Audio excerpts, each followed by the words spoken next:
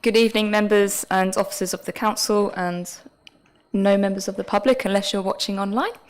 Welcome to this meeting of Governance and Audit Committee. Firstly, the housekeeping. If the fire alarm is activated, vacate the offices via the stairs. Please do not use the lifts. Assemble in Hawley Square on the Green. Officers will assist you and advise you when it is deemed safe to return to the chamber. Filming. Does anyone intend to film the meeting? Great. Restrictions on use of mobile phones. Would everyone present please ensure their mobile phones are turned to silent and that they are not used to make or receive phone calls in the chamber while the meeting is in progress. Please note this meeting is being live streamed for members of the public. The meeting will also be recorded and will subsequently broadcast on the Council's YouTube channel. We've received apologies from Grant Thornton, which is the apologies have been received from Nick Halliwell, who is unable to travel due to railway strikes taking place today. However, Nick has drafted some briefing notes for agenda item 10, the 2020-21 Statement of Accounts, and these should have been shared with members just before the start of the meeting. Under Rule 20.1, are there any members who wish to speak under Council Procedure Rule 20.1? No? Great. Agenda item, oh, hello. Hello. Hi. Hi. Yes. Sorry. Do you just want me to list what I want to speak on? Yeah. Sorry.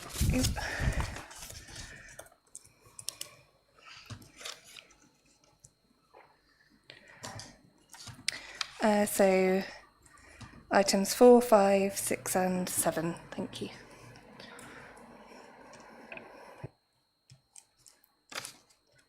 Thank you, Councillor Whitehead.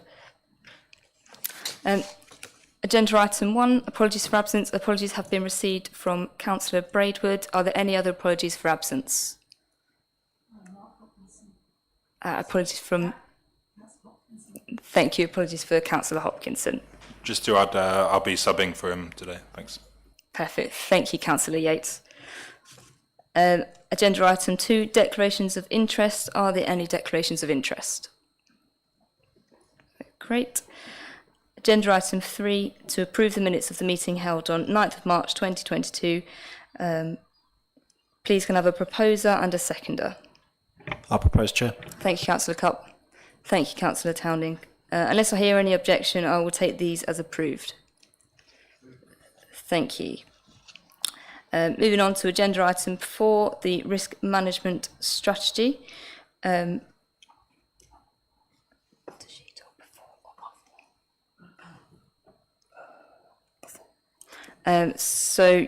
Using Rule 20.1, would Councillor Whitehead like to speak on this agenda item? Thank you very much, Chair. Looking at 3.4 and quoting verbatim, the Council has for years identified limited resources as one of its top risks. This continues to be the case. There have been a number of high-profile mistakes and liabilities, some ongoing, and Thanet remains a local authority with very low reserves and very little scope to do anything year on year, other than reduce running costs and to fund investment in assets from selling other assets. Some other authorities have been able to create some headroom and risk appetite to invest in new or expanded services and/or buy assets, both of which can earn a long-term return. This can support the revenue budget and so help to mitigate the losses in external government funding. Thanet has lived a hand-to-mouth existence for many years, trapped in a cycle of cost-cutting and a dependency on ever-depleting government funding, without the wherewithal to take the radical steps needed to lift the Council out of this cycle. We acknowledge that we effectively desperately need capital in order to invest in not only our current assets but also potentially future assets in order to be able to create enough funding to keep our own services going. So from a risk management aspect, how on earth do we manage the risk? And it's not even a risk, it's just a knowledge that we are going to get less and less funding to invest in things. I know that we can only strategize within the realms that we have, but this is the largest underpinning issue for all of the issues that we face. So how do we manage that as a risk? Thank you. Chris Blundell. Thank you for your question, Councillor Whitehead. Yes, obviously it's been right up there on the top of our corporate risk register for a number of years now.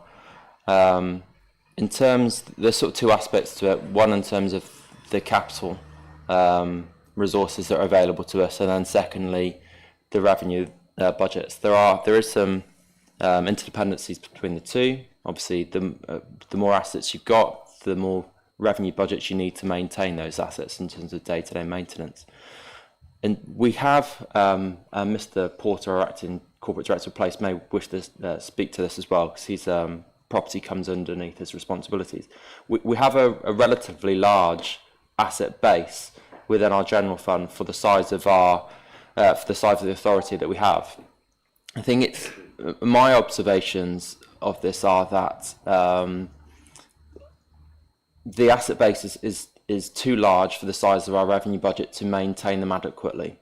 And what we need to do is rationalise that asset base and therefore look to release capital resources through capital receipts that we can then select to invest in the appropriate assets, ones that either are of community value in terms of providing services to our residents, or alternatively actually ones that we think are going to generate a decent yield and a good return. At the moment, our overall investment property provides a return of about 3%, which is not a great yield on our asset base. So I think that's, on the capital side, that's the way I think we've got to go around it, is looking at reducing the size of our asset base and investing in the right properties. Easier said than done, because it's something we've been looking to do for a number of years, but I'm confident it's something that we can do going forwards. In terms of limited resources on the revenue budget, I think what we need as much as anything is certainty of what our revenue budget's going to look like in the long term. We've got a 2-year financial settlement going into the next year, but that could obviously change with the change in leadership of the government. What that makes it very difficult for longer term planning, and we tend to go through a cycle of broadly knowing we've got, whether it's £1, £2 or £3 million worth of funding that we need to find. We don't really know what that looks like after year one, which makes it harder to make longer term strategic decisions. And we go through this cyclical process where every year we're trimming money out of the budget. No doubt we'll be going through a similar process this year when we set the revenue budget for 23, 24, where we'll be looking to find I would have thought comparable savings to what it was looking like in previous years, unless there's some additional funding that comes forward as part of the autumn budget. But I think that's unlikely. So yeah, it's one of those things. It's at the top of our risk register, but the risk has almost already been crystallised, and the fact that we've been dealing with it for so long, it's almost business as usual. We know we have to do this, which is, it's difficult to risk as an uncertainty, and I think that it probably is quite certain that we need to deal with these things, and they're up there at a risk register because they, limited resources. If it gets worse, ultimately for us, it says in the quarterly updates, one of the things that could take control out of our own hands. We've seen it at other authorities, whether it be Slough or Croydon or Northamptonshire, where government intervention's needed. There's something I don't think we're at that stage, but it is obviously a significant risk. But in terms of living with limited resources and going through an annual budget setting cycle, that is something we're used to doing, and I think we will rise to the challenge and do it again this year.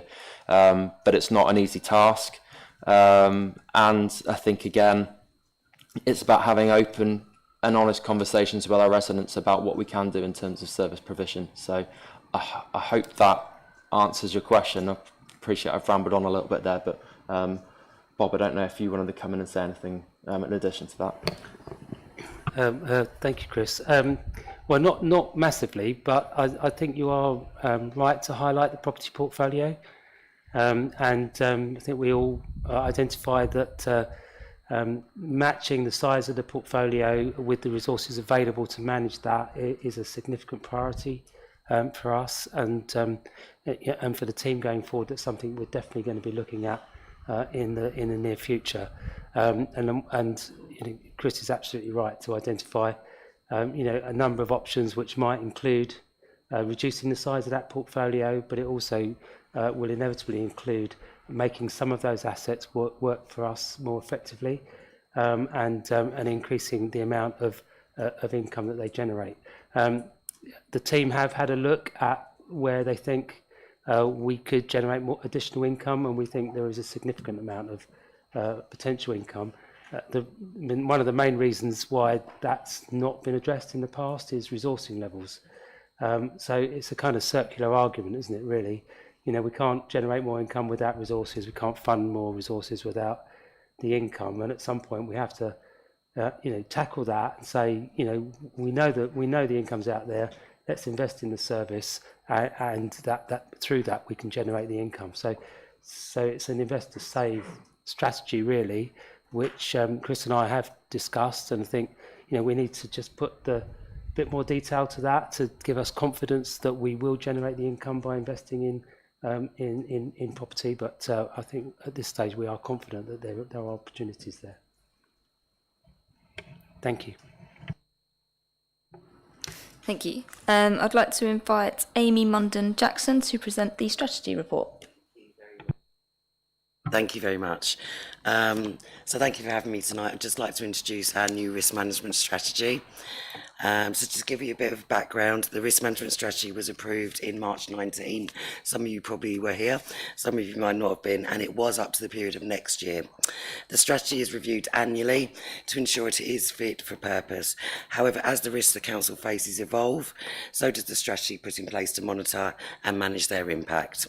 It was decided due to so many external and internal factors that a full review was definitely needed to reflect the changes within our local authority and of course the wider world. So the new strategy strengthens certain elements and to ensure that a clear corporate approach to risk management is adopted. So going on to risk context, and I think we've just touched on some of this actually a moment ago. So the council has seen many significant areas of risk emerge since the last update, and the risk management strategy, some remain and some have evolved and definitely changed. In terms of key risks, we've seen the occurrence of COVID-19.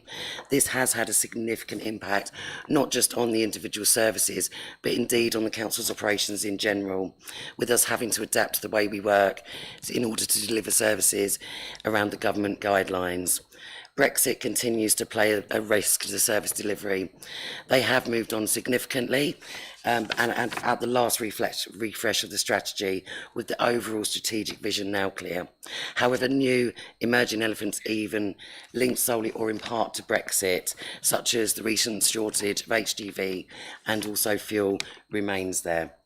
Again, the council has for years identified limited resource as one of its top risks. I don't need to go into that, and that continues to be the case. And homelessness, sadly, still continues to provide a challenge to us as a local authority. We have a statutory obligation to provide accommodation, but not always with the additional financial support that is needed. Recently, an upward trend in homelessness is most likely linked to Brexit and COVID, and that does remain a significant risk. And finally, governance poses a significant risk to the council. The progress and conclusion of these matters present both a financial and reputational risk to the authority. But to be fair, it's not all bad news. And so before we start looking at the changes, I just want to touch on some of the advantages of risk management, and that's why I'm here today. So risk can be a barrier, it's definitely a challenge, and when managed properly, this will help us to achieve our operational and corporate goals. So actually turn it on its head and it becomes an opportunity.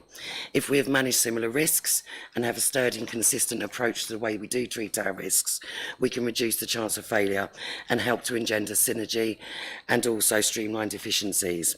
Again, using a look across method, we can start to develop coping strategies through risk management to deal with developing and uncertain events.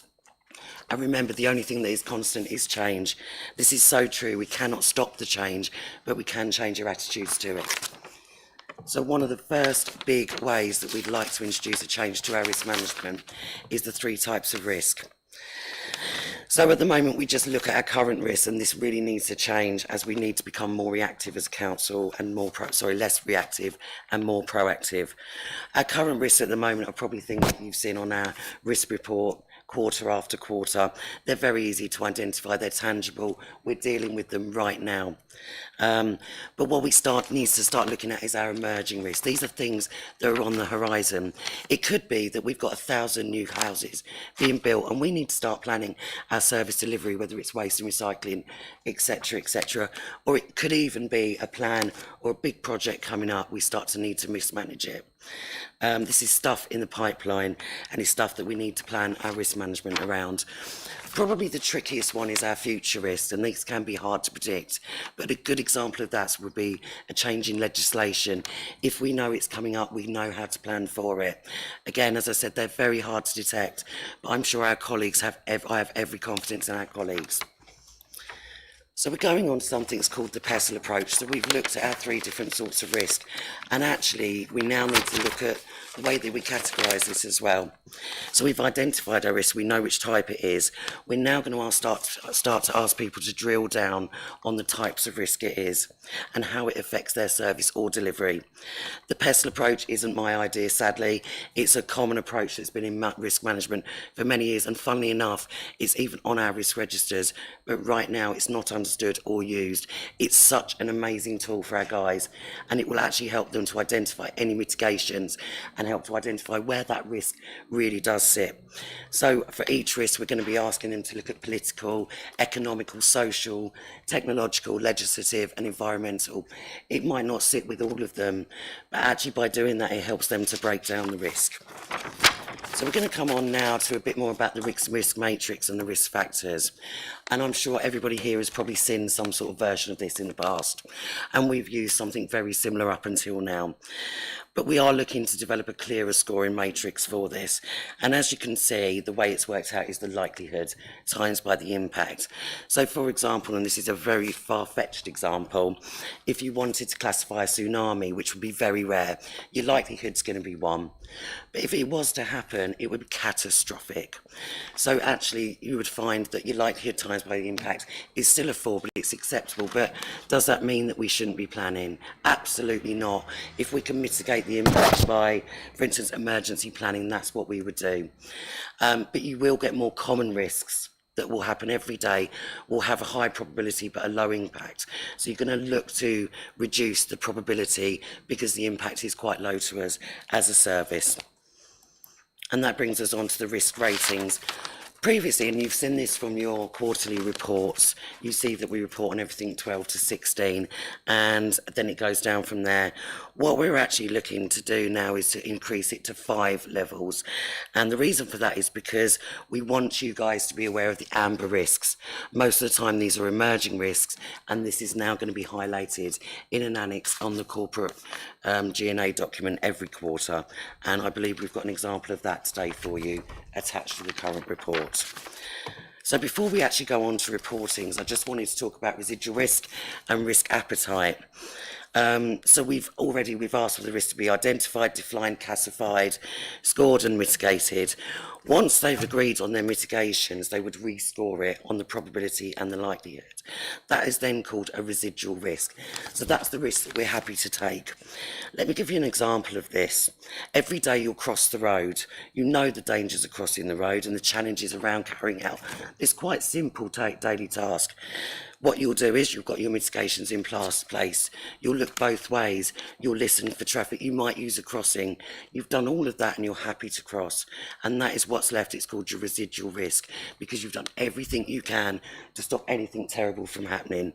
And this is where we need to get Thanet with this right risk attitude and the right risk appetite. So just going on now to reporting. So again, we want you guys to be engaged, we want you to challenge us, and by giving a clear reporting structure and actually trying to get your engagement in this is what we want. So we're going to lay out clear reporting processes. It's going to highlight the risks that are reported to the G&A by a quarterly risk report. As I said a moment ago, we will now be including amber risks on the quarterly report. These are risks after mitigations. These actually tend to be a lot of future and emerging risks. This is such an important tool for us because it means that we can start planning for the risks. We can start putting things in place before it actually becomes a problem. You know, let's be reactive, let's be proactive, not reactive. It will also stop surprises and allow us to make our mitigations work for us. And of course, we're always going to have meetings. This is the council, so there's many, many meetings. So what we will be doing is new annual meetings with each directorate to ensure corporate engagement with the process and to review and refresh our historic risks. This will be really important to keep the risk relevant and also to ensure a top-down approach. This is what we want as the engagement at every level. I shall also myself be having individual meetings with risk owners. So this could be service managers on the new strategy, as we've also evolved the risk register, which is got an example within your pack as well. There will also be a new section on CMT, Cabinet and Council reports. This is also to highlight managers who wish to take forward changes or new projects and have considered their approach to risk. Again, I will be available to coach and manage the expectations on this process. So that's really the end of the risk management strategy. I just wanted to leave you with one closing thought. Risk management really is just not a set of rules, policies or processes. It is a culture. It's a shared belief and vision that can only be achieved by a top-down approach. And are there any questions? Thank you, Amy. Sorry. Councillor Garner. Yeah, thank you for that. Yeah, that was really enlightening. And I certainly agree that an organisation that understands and manages their risks successfully is more likely to be an organisation that's successful. Yeah. And obviously for that to happen, those members of the organisation, not just those responsible for, or all members of the organisation need to be responsible for managing risks, understanding risks. So I'm glad to hear that there will be some training of people so that especially senior officers and team leaders are aware of what the importance of managing risk. Absolutely. I've certainly, I have a project management background, and I soon found that one of the most important things with managing risks, if you're on top of your risks, identifying risks and then managing them, you're more likely to have success. Absolutely. And certainly as I get older, I've become, in my day-to-day life, much more aware of managing risks as I go about my day-to-day business, like crossing the road, as you say. But so it's great to see. Thank you. You're welcome. Going back to some of the risks that were identified in the report, a lot of, or nearly all of them, were related to external factors that Thanet District Council aren't necessarily responsible for creating, like Brexit and limited resources and homelessness. There's things we can do about that, but they weren't out of our creation. The one that was possibly of our creation is around governance. I mean, obviously that's something that has happened because of what's happened at Thanet District Council, and we're more enabled to be in control of resolving that risk. So have we got a clear idea of when we're going to be in a position to say this risk is now able to be reduced enough to, what do we need to do? What needs to happen for us to be able to close down that risk? I mean, obviously there's always a residual risk, but in terms of the corporate governance, I think I'd have to refer to Chris on this one, I'm afraid. I assume that it has something to do with the recommendations that came out of the IMO's report. Yes, spot on, Councillor Garner. I think once we've implemented, or at least considered, and if there are certain aspects of it, the recommendations that are not possible to implement because things have changed. So, for example, one of the recommendations was mentoring for the chief executive. So, obviously, the chief executive left, so we won't be implementing that recommendation directly. But once we've addressed them all, or at least make significant progress against the majority of them, we can look at reducing the score on the corporate risk register. I think, without trying to go too, I appreciate this, the following report covers them in detail, but even though sometimes the scores stay the same, doesn't mean that progress hasn't been made. So, for example, on the corporate governance issues, I'm delighted that we've got Samira here as our new interim monitoring officer, and Samira Khan, her her remit really, or the top of her to-do list, will be the implementation of those IMO recommendations. So we're already starting to make progress against them, even though we've still got the scores high. But I think until we've made some significant headway in them, I wouldn't really want us to be reducing those scores just yet. Yeah, I agree with you. Any other questions or comments? Can I come in? Just to add, I wanted to add my thanks to Amy. She's done a lot of work on this strategy. Amy really has become our corporate lead on risk management. I'm possibly stealing Simon's thunder here as well, because risk management was recently reviewed as part of the quarterly internal audit update, and there were some recommendations that have come out of that, and obviously we'll be looking at implementing everything that internal audit have flagged. We've been able to share some best practice that internal audit very been kindly pointing us in the direction of some of the other authorities in East Kent. I think Folks and Hive are my favourites to name drop, and we are looking to, trying to reinvent the wheel, but use best practice and make make the most of those networks where we can. Some of it that you'll see in this documentation that comes to you does look very high level stuff that you're seeing on a continual basis, and Councillor Garner's points are correct that there's lots of it is stuff that's outside of our control, and often that's why you're seeing it, because it's the stuff that's really important and right there smack bang in our face. But actually it's important to get risk management into everything that we do, and actually when you're looking at our service registers and our project risk registers, so it will be embedded throughout the whole organisation, and hopefully that means that you don't see stuff coming to this committee, because what we're doing is managing those risks correctly throughout our day-to-day business. So yeah, thanks Amy for everything you've done on this. Thank you. Great, thanks Amy. The recommendation is to approve the new risk management strategy. Can I have a proposer and a seconder? Proposed by Councillor Lees, seconded by Councillor Garner. Unless I hear any objection, I will take these as approved. Brilliant, thank you. Moving on to agenda item 5, corporate risk management quarterly update. Chris Blundell, will you introduce the update report?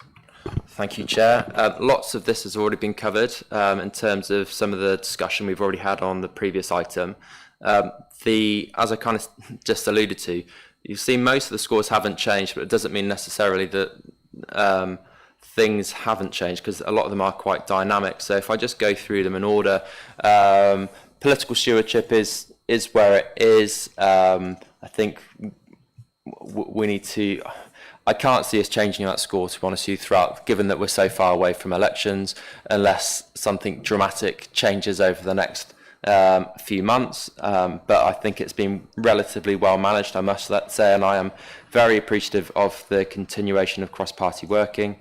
Cyber attack, that is high, but we are actually taking further initiatives against that risk. We're looking to undertake further activities. I don't want to say too much, because obviously that's due to the nature of the risk, but we are aware of that, particularly the risk that presented due to the conflict in Russia and Ukraine. That does actually present further cyber risks to us.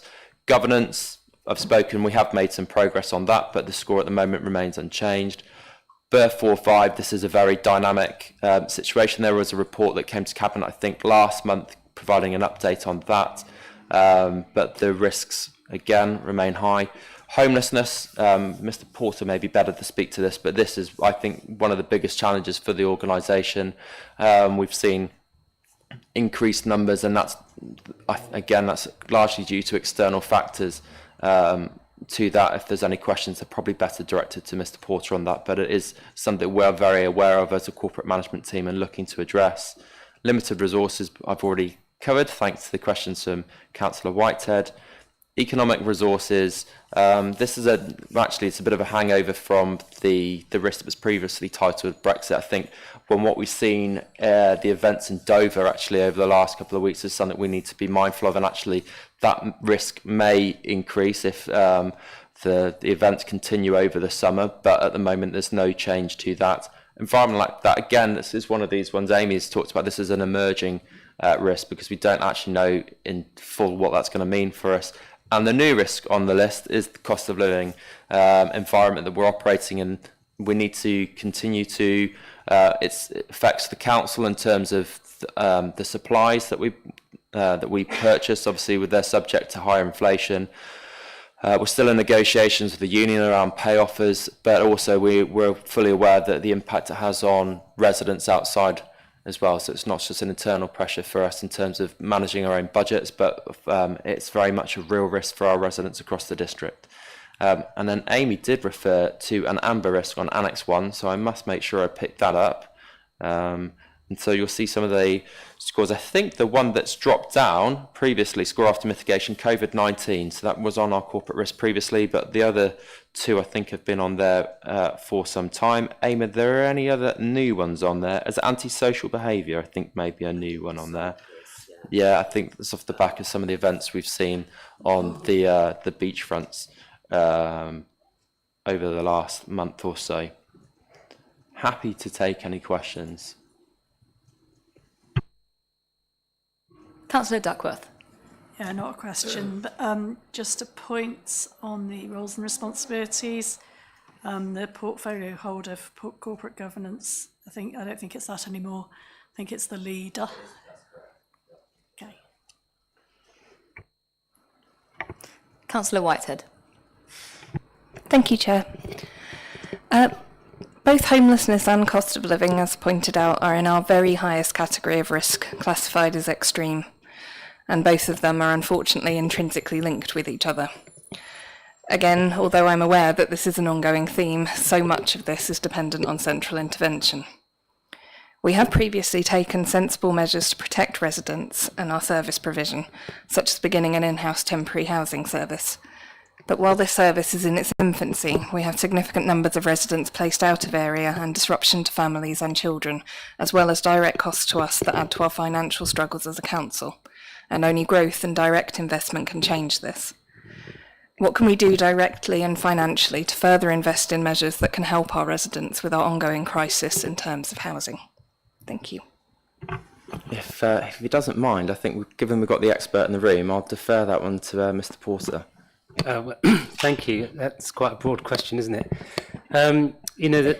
There's things that we are doing and can do on a number of different fronts to tackle this issue, and obviously the first key action that we're doing is in terms of delivering new affordable housing, and one of the key things that we know it set out within our own housing strategy and our own HRA capital programme is the desperate need for additional affordable rent, so obviously we are delivering a programme of affordable rent, and the council's committed to funding into the future to continue that programme at a level of around about £8 million a year over the coming 10-year period, which we think can deliver about 300 homes over that time. It's not enough on its own, and we're also working with housing associations. One piece of good news on that front is actually the housing association supply is due to increase quite significantly this year and next year. Over the last few years, they've been delivering 30, 40, 50 units a year, and this year and next year we're likely to see that increase to 180, 200 units, 180 this year and 200 next year. So that's going to make a fairly significant impact. The other part of that is our response to people that are facing homelessness and how we can support them. And we've introduced a range of new services to try and help people stay in their home or indeed find another home in the private sector that's affordable to them, which can include intervention in a dispute between the tenant and the landlord, and we've got officers that do that. We can provide financial assistance to people facing homelessness, either with rent deposits or rent advance.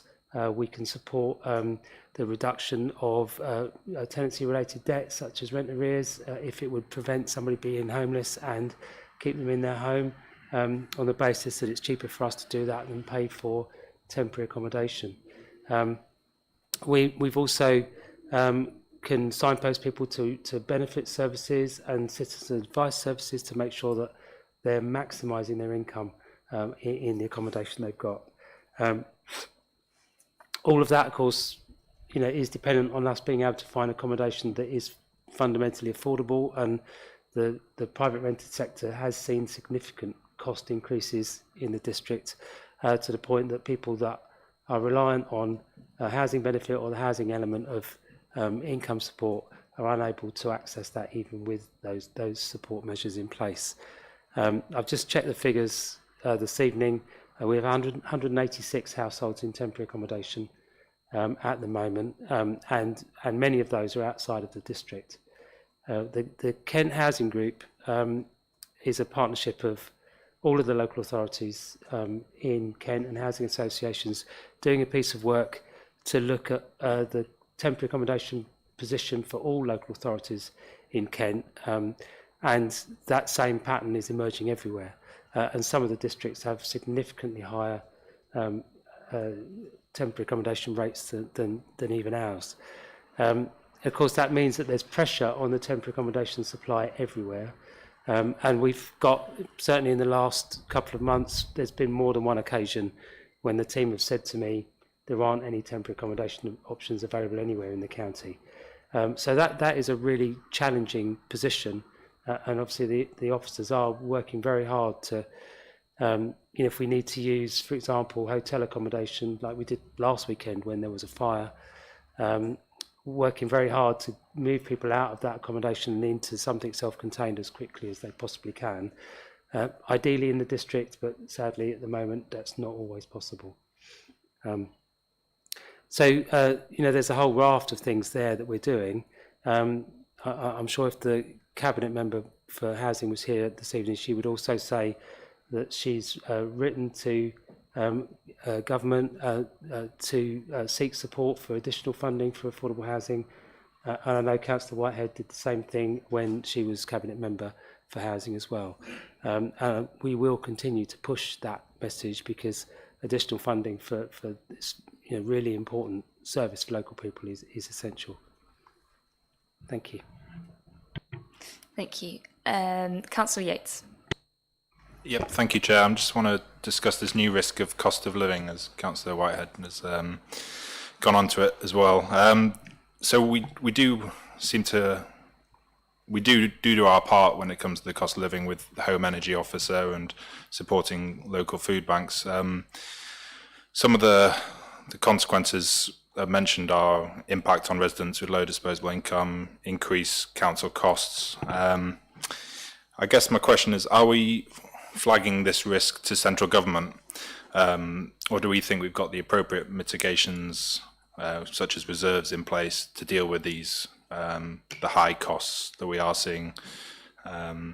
Because I think if we don't have the appropriate mitigations, it sounds like cuts will be coming in the next budget. So how far can we mitigate this? And if there are no interventions with CPI, I think it's 9.1% in this report, it's gone up since then. Do we think more cuts will be coming? Thanks. I think there's two aspects to that. I think Mr. Porter rightly said, Councillor Jill Bayford's written in terms of the impact on communities and homelessness, and that obviously is a real risk for us. And there, as you rightly say, there's stuff that we are doing in terms of the Home Energy Officer to help residents manage those costs, but there's probably only not to diminish the work that's done, there's only so much that we can do, given it's a global inflationary issue that we're dealing with. In terms of our own budgets, we always continue to bang the drum to central government. I take every opportunity I can to anyone who will listen to me to make the case for local government to have more funding. But if you look at the sector, actually, and speaking candidly, what it looks like from the authorities that have closed their accounts already, the reserves have actually gone up last year compared to previous years, which is across the whole sector, which is not uncommon actually in times of crisis, because authorities tend to want the whole money back and not spend immediately. So given the fact that local authority reserves have increased, that's a very difficult angle or sales pitch to make to government, who typically tend to believe that local authorities have enough in the bank in terms of reserves to mitigate providing, additional funding as an alternative. I think I can't remember which item I said earlier. I think it's highly unlikely that we will get any additional funding from government as part of the budget setting process. However, I think I said that around about this time last year, and then we got a load of additional funding. So it's very, and with that, with the absence of a crystal ball, it's very difficult to gauge as to what level of funding would be forthcoming. Will we need to make further cuts? I think we've had to make reductions in spending pretty much every year for the last 10 years. Will we need to make some further savings? I think that's likely. But the scale of those I can't comment on at the moment. It's too early for me to say. Thank you. Councillor Towning. Thank you. Do we know how many empty homes we have in the Thanet at the moment? And I understand that there is a possibility that central government does fund the acquisition of property to get them out of being left empty and vacant for many, many years. Have we looked at that possibility?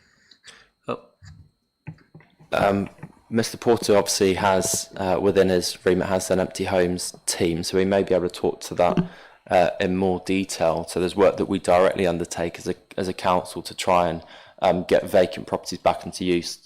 That's why Bob's probably looking at some of the figures in the background. In addition to that, I know that we're now able to charge additional levies in terms of council tax on properties that have been empty for a longer period of time, and that's once they've been vacant for 4 years. I think there's 10 years. There's a 4% or 4 times, not 4%, sorry, 4 times premium. So effectively, if a property's been empty for 10 years, they're paying 5 times the amount of council tax they would do normally, and that's scaled. I think after 2 and 3 years, there's different factors that are applied to that rate, which obviously acts as an incentive.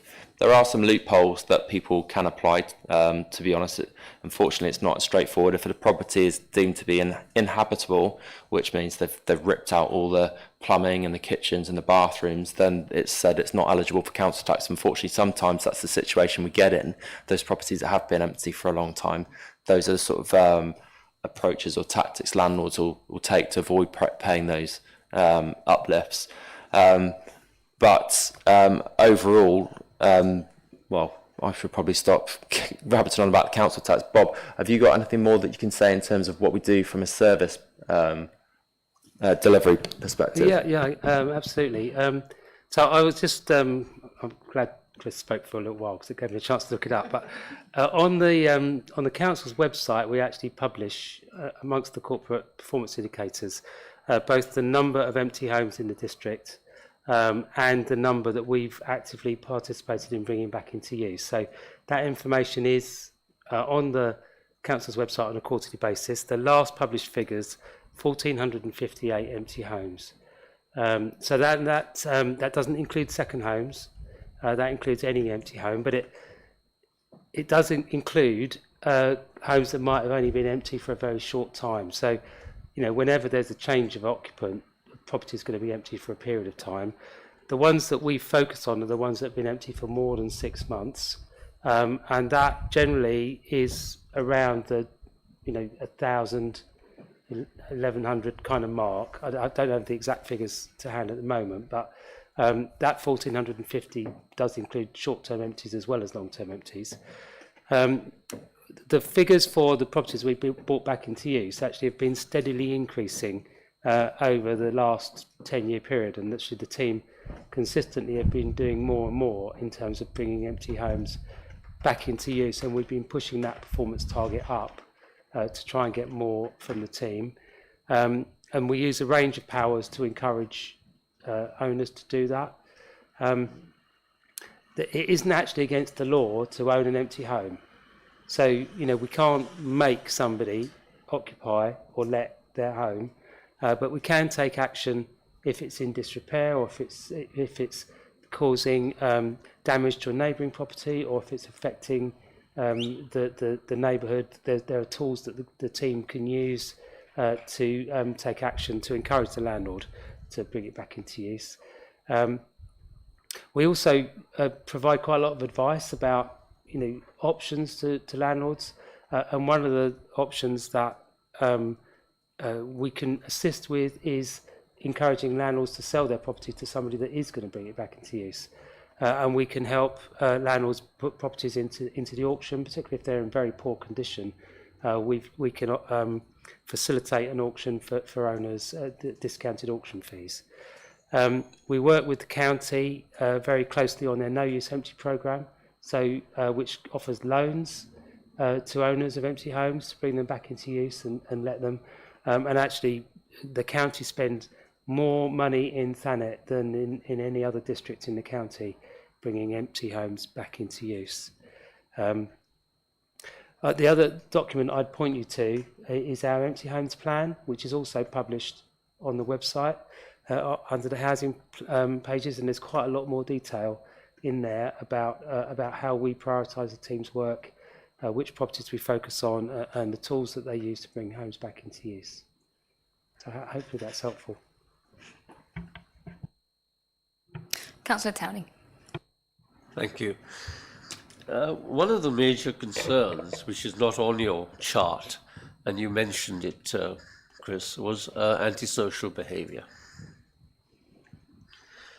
Councillor Layton and I have experienced from our local residents constant what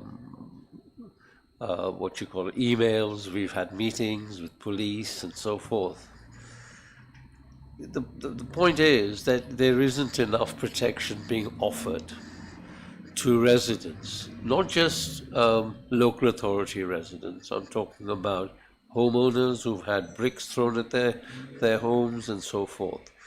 I mean, what is the possibility that the council, I know that the cabinet, for example, are very concerned, and I have had actually discussions with Councillor Ashby about this as well, and she expresses serious concern, and there is not enough resources in the sense of enforcement. Is that because we are not sufficiently funding the matter, or what is the situation, and how can we address it to overcome some of these problems? Thank you. It's a very complex issue, in that some of the things you referred to there are what I would consider well beyond antisocial behaviour, and actually just into the realms of pure criminality. And once you're dealing with behaviour of that nature, that's the responsibility for the police to get involved, rather than our enforcement officers. Unfortunately, we've not had as much money available to us this year. The last 2 years we had funding from KCC, Contain Outbreak Management Fund, COMP funding, that we were able to use to deploy for additional enforcement activities around the town and on our beaches and foreshores. We weren't able to secure that money this year, so there is less money available, and consequently less enforcement activity. But we are working closely with the police. Our multi-agency task force monitors CCTV footage and liaises with the police, provides information to them. A lot of the issues we know are not instigated by residents of Thanet, and we've got issues with particular groups coming down on the train at the weekends, and therefore then we're liaising with the transport police to try and identify early on, before they arrive, these groups of, typically but not always, younger males coming on to the train further up the line, so that we're prepared for where they come in. But I think for me, going back to the nub of it, a lot of it really is pure criminal behaviour when it's not just noisy teenagers, and that's antisocial behaviours. You're dealing, as you say, people dealing with, throwing bricks or fights. I wouldn't want our enforcement officers to be getting in the middle, honestly, into the middle of a fight, because if you've got 1 or 2 enforcement officers and you're asking them to get in the middle of a fight of 30 or more individuals on the beach, there's no way those enforcement officers are in a position to stop or de-escalate that fight effectively. So really, unfortunately, or for what other reason, we're looking at a situation there where I think, I'm not saying the police are not doing enough, I just want to make that clear, but it is the realms of responsibilities for the police to enforce those activities. But Councillor Cupp, I believe, is this your portfolio? I didn't know if there was anything else you wanted to say in terms of the activities or initiatives that we've been undertaking. So, I mean, obviously, Penny, the Director of Safe Neighbourhoods, she's been in constant contact with the police because, as Chris rightly says, a lot of these matters are criminal matters and they are for the police to deal with. Our enforcement officers don't have the sufficient power to warrant to go in and deal with some of the situations that are happening. The biggest issue that we are facing is people that are coming down here as tourists and then using our facilities and taking liberty with them, really. And a big thing that we have been looking at is with the British Transport Police. Over the summer, they have been more visual on our trains to make sure that they are actually being seen on trains, and South Eastern as well have been made sure with their ticket officers that they are more visual at the stations, so that people have actually got tickets coming into the local area, and those that haven't are being refused to entry as well.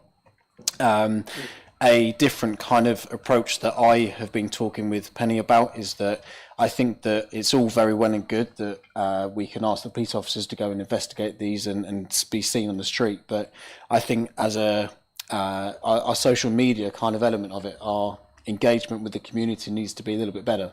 And I have suggested putting my acting hat on and kind of giving a bit of a briefing about what you should be doing when you come down to the beach, picking up your litter, actually reporting the behaviour when you see it going on. And I think we need to be a little bit more proactive on the social media side of stuff to show the community that the council is actually, we are on their side, and we are here to try and help where we can. Thank you, Chair. Any other questions or comments? Councillor Lees. Just one on cyber attack, please. 5.2, paragraph 2. At a time when the majority of staff are working from home due to the pandemic, a much higher reliance on IT systems is needed, and therefore the risk of disruption to the council services as a result of cyber attack is heightened. Have we had a look at potentially, bringing working from home to an end to try and mitigate this? Seems like a bit of a no-brainer and an easy win for me. Thank you. Chair, thank you. It's a very good question. I think it's a very topical and current question. We've had a flexible working trial in place for over a year. It's just been extended for us to consider. Flexible working brings issues, but also benefits. I think there's kind of a broad acceptance that we need to have some form of flexible working still available. I think if we were to require all staff to work in the office 5 days a week now, we'd have significant recruitment and retention issues. A lot of staff we're seeing, I could say particularly in the interim market, when we're trying to get people in, won't even come into the office at all 1 day a week. They just expect to be able to work remotely. In terms of the risks of staff working from home, more so, I think that it needs to be balanced off. I mean, any risk that you're looking at, you need to look in the broader terms of, yes, this clearly is a risk to us. I'm not sure how much particularly the home working has, but I can get some more detail and let you know how much of an impact that is. But for me, I don't think we're in a position where we'd be able to say all staff back into the office. But I'll, via you, Chair, refer to Councillor Cutt. I just wanted to say on that point, I definitely recently in the last month, I think, and I'm sure Chris will back me up, the office has been a lot busier, and there are teams coming back into the office, and it's really, really nice to see when you come into the office and you're actually seeing teams of people now, and I think that more people are wanting to come into the office again now. Now the whole scare of COVID and everything like that has gone away, and actually, I myself working from home, I hated it.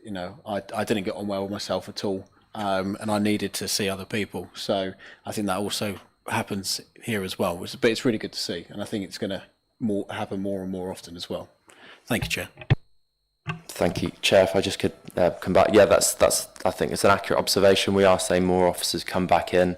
I think it would be, Bob, and I think I'm right on saying on this that the flexible working policy, I think we need to rename it carefully when it actually comes to an end, because flexible working is a right that people have that has different aspects of it. For example, if someone goes on maternity leave, they've got the requirement to or the right to request flexible working. Obviously, we're not impinging on that, but the remote working aspect of it and our policy of how we deal with agile working, I believe that's going to go to. I don't know if it's GPC or if the employment committee or subcommittee will be set up, but the intention is for the policy ultimately to go in front of members. So there will be the sight and the ability for members to take a view and ultimately approve that policy. One last question and then we'll move on. Councillor Garner. Thank you. Yeah, I just wanted to come back to some of the conversation about homelessness. And Mr. Porty mentioned about there being 1,458 empty homes, which is, in a way, is good because it's less than the 2021 Department of Levelling Up Housing and Communities figures. So that's a reduction in those. You mentioned about second homes, and the numbers quoted in that from 2021 was 1,733, and they also mentioned there's 1,531 Airbnbs in the district, which is up by 500 over the last 3 years. And while there's not a great deal, I think, that we can do retrospectively bringing some of the empty homes back into use, which is we are doing, but there's not a great deal we can do about those retrospectively. What we should, I think, be starting to consider more is what we allow, or what we can allow, a lot of the new builds to be, and what action we can take to stop a lot of the new builds that are coming being turned immediately into Airbnbs, or immediately being bought up and left empty, either as second homes or just as investments. I'm sure, I do know, other areas, like we know the Whitby Council did something about it through a referendum, and I've seen houses built at the end of roads, 5 houses, 3 Airbnbs straight away, and they're not being used by people locally who need them. So I know it's not necessarily something that Governance and Audit Committee can do about it, but it's something as a council we need to be thinking about, taking some sort of action, some policies to stop that sort of thing happening, so as those numbers don't increase. Thank you. Thank you, Councillor Garner. Was there any response? Well, it's a very. I don't disagree with you, but it's a very difficult area. There isn't really any legislation that particularly enables us to do that. I did read about the referendum in Whitby. I don't think it's got any particular legal status, and I don't think it's going to lead to any firm regulation in the area, but it clearly signalled a view from the community there that they wanted something done about it. We have looked at it from a planning enforcement perspective, and for it to be in breach of the planning condition as a residential dwelling, there has to be a material change in the use of that dwelling. And so an example that I would say, a clear example where a family home is let on a holiday basis to a family, it would be really difficult to argue that was in breach of planning control. If you had a house that had been subdivided into rooms and let, then clearly that is a breach of planning control, and we would want to take action about that. But if it's a single dwelling, let as a single dwelling to somebody who was on holiday, I think that we would be on really difficult ground trying to enforce that. The other aspect about planning, of course, is that our planning enforcement service is a complaints-led service. So, if people make a complaint about the change of use of a dwelling, we would investigate that. But we're not able to proactively, go out and look at every registered second home and consider whether we can take enforcement action against it. We just don't have the resources to do that. But if people make complaints about a specific dwelling being changed, having a change of use, then we would of course investigate that.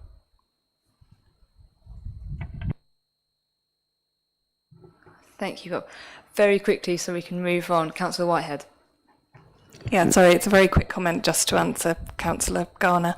So I've spoken to a lot of officers about this issue, and to my mind, the best way to deal with it is to get a new planning use class in place, but that requires central legislation to do it. But we did write to central government, I think about a year ago, to request a new planning use class to deal specifically with short-term rentals. So that aspect of it has been done and requested, but there's been no reply. Thank you. Thank you.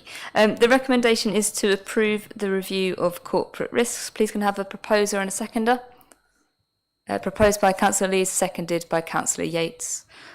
And at this point, unless I hear any other objection, I'll take this as approved. Perfect, thank you. At this point, I'd like to say thank you to Amy. Please go. Have a nice evening. Who knew risks was an interesting subject? Okay, moving on to agenda item 6, the quarterly internal audit update report. May I introduce you to Simon Webb from East Kent Audit Partnership to introduce the report. Thank you, Chair. Good evening, members. This is our regular quarterly internal audit update report, which summarises the work undertaken by the East Kent Audit Partnership on your behalf since the last meeting of this committee, together with the performance of the partnership to the 31st of May. If I could direct your attention to the table on page 45 of the agenda pack, that summarises the 9 new audit assignments completed during this period. We were very pleased to conclude wholly substantial assurance in the areas of budgetary control and also ICT procurement and disposal. In terms of food safety, we concluded substantial assurance in that area. There was a partially no assurance opinion, but that relates wholly to GDPR issues surrounding document retention, which are largely outside of the control of the food safety team, as it is a software issue which is being investigated with the software supplier. There were 3 areas where we concluded reasonable assurance. They were the operation of Ramsgate Marina, electoral registration and election management, and also risk management, which we've obviously dealt with in some depth this evening. In terms of tenancy and estate management, we were very pleased to conclude largely reasonable assurance in that area. The limited assurance aspect of our opinion relates to grounds maintenance standards or the lack thereof as they pertain to estates within the council's control.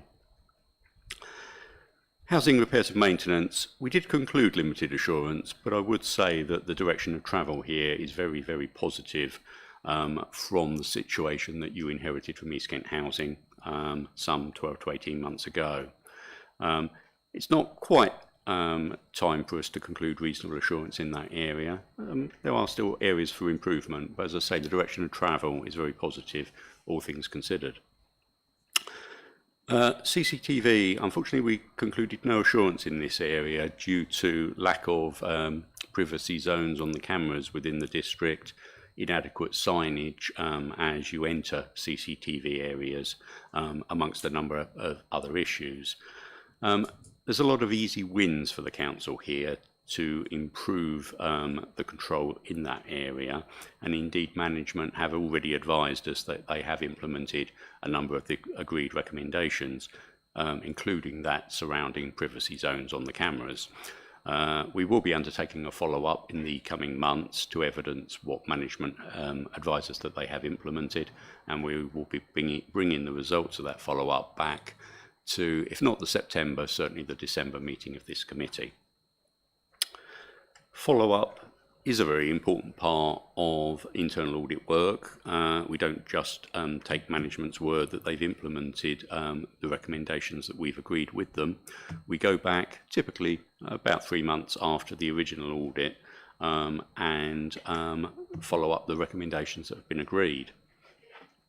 If I could draw your attention to page 55 of the agenda pack, that summarises the 7 follow-ups undertaken during this period. It shows the original assurance level and the revised assurance level after follow-up, together with a number of original recommendations and those outstanding after follow-up. There were 2 areas that were still limited assurance after follow-up. One was DBS checks. Now the reason for that is solely that the council had done about 50% of the DBS checks that it needed to do, but that situation is improving pretty much on a week-by-week basis. We do have a review of safeguarding in the agreed 22-23 plan, and that is briefed and agreed to start in the late summer, early autumn. So we will be further following up the position with regard to the completion of DBS checks at that time. And of course, the results of that safeguarding audit will come to this committee. Hopefully, the number of checks undertaken by that time will be significantly higher. The other area where we concluded limited assurance after follow-up was commercial let properties and concessions. I think we've already touched earlier in this meeting on the fact that the council has a very large property portfolio, but unfortunately limited resources to maintain that. And there are issues surrounding rent reviews falling behind, which of course result in less income to the council. So there's quite a lot of recommendations there still to be implemented. It is an area that has suffered slightly from the fact that there's been a number of interim directors in post during the period under review.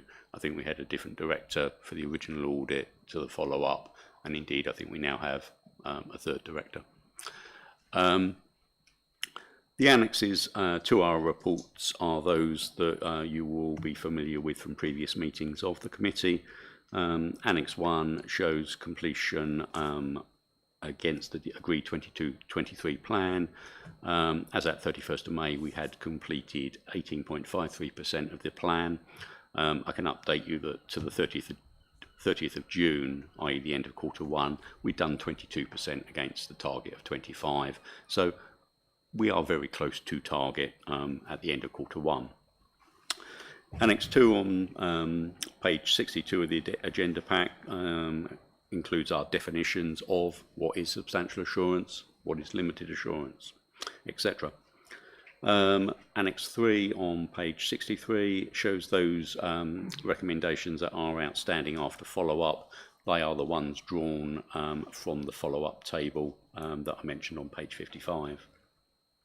And finally, we have an annex that shows those areas that we still need to undertake follow-up of, things like CCTV, which they're not yet due follow-up, but we will be undertaking that in the coming months.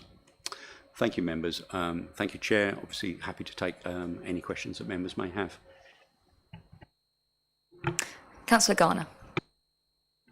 Thank you, and thank you for that report. I have to say I share your concerns as stated in the report about the commercial let properties and concessions. As we mentioned earlier, that's a high value area, that we could be reaping a lot more reward from, and to have had no change whatsoever since the last audit is really very disappointing, despite the fact we haven't had a director of properties, and I know we have got somebody in now. So I think it would be worth us considering asking the director to come to the next meeting to give us.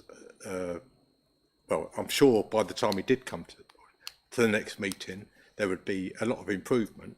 So it would be good for him to come and for us to be able to hear what changes have been made, and so to help us to better understand what some of the problems were and what some of the changes that have been put in place to improve the situation. So that's my proposal anyway. Thank you, Councillor Garner. Bob, would you like to speak on this one? Yes, please. Thank you, Chair.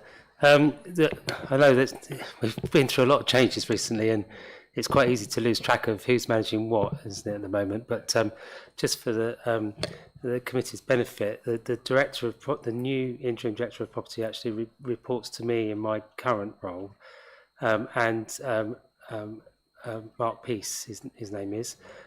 He and I have discussed this at length, and I've also had conversations with Mr. Blundell about it. And clearly, it's a top priority for us to resolve those issues and get the resourcing in the team right to be able to deliver some of the outcomes that we want to see and that are highlighted in this report. I'm more than happy for us, Mark and myself, to bring back an update for the committee on our resourcing plans and improvement plan for the service. I think that would be a really useful piece of work to do, and it will give us a framework to take it forward. We've kind of tackled areas where we've had significant improvements needed before. For example, the tenant leaseholder service, where we brought it back in house and it had a huge amount of work to do, and I think property is in a similar sort of condition. My view of this always is you can't do all of it in one go, having an improvement plan that sets out what we can achieve over a period of time, I think would be really helpful both for members and for officers, so that we can measure the improvement and we can give the officers something to work towards. So I think that would be a really helpful piece of work, and I'm happy to commit to doing it. Thank you. Councillor Yates. Thank you, Chair. Just, I guess I've got a two-part question, very, very similar actually to what Councillor Garner's saying. I'm on exactly the same point. And again, it's about commercial let property and concessions. It's been highlighted as limited assurance. So my first question is to Simon, and thanks for the presentation. When was this kind of first brought up as a risk? And then I think I'll come back with a second question if that's okay. Thanks. Thank you, Councillor. In terms of the follow-up, that was done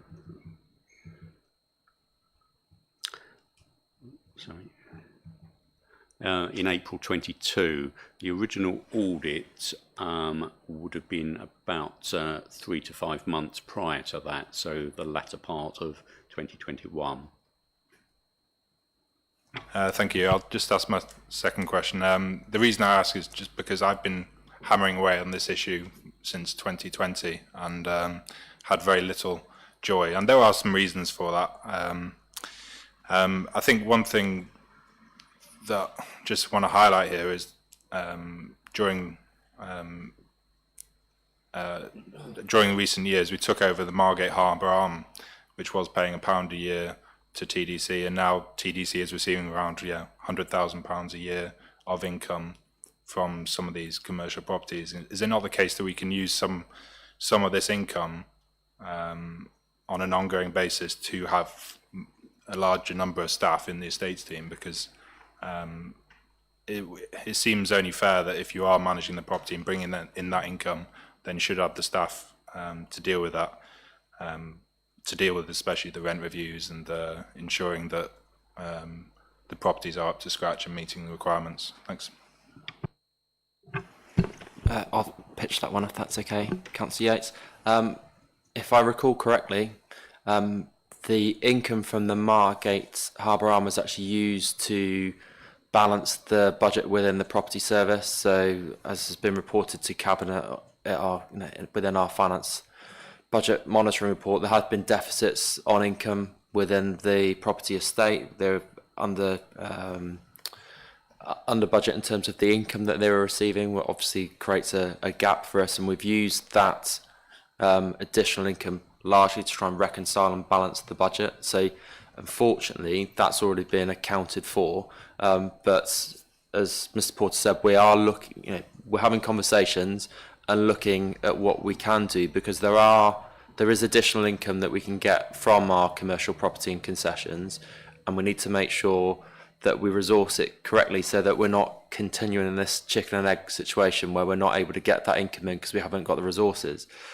It may be, I think, that we need to deploy some additional temporary resources to do that.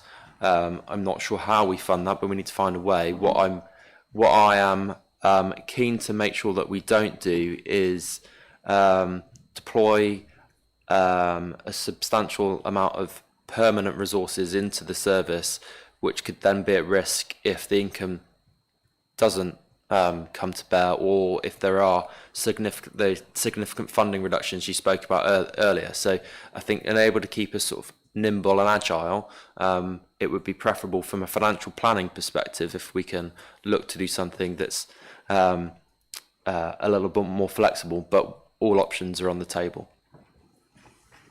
Thank you. Councillor Towning. Thank you. It's a point to Bob. Following on from Councillor Garner's point about the Director of Property coming here, I understand that he's looking at the portfolio of the TDC's or Thanet's property portfolio. I mean, wouldn't it be beneficial when he does come to talk to us about the property portfolio that he gives us a much wider spectrum of how he views the future of going forward with our property portfolio, rather than identify just limited areas, so that we can understand what the future holds with regards to either disposal or rentals or whatever. If that's what the committee would like, I'm sure that we can do that. I think that would be helpful. Yeah. Great, thank you. Councillor Whitehead. Thank you, Chair.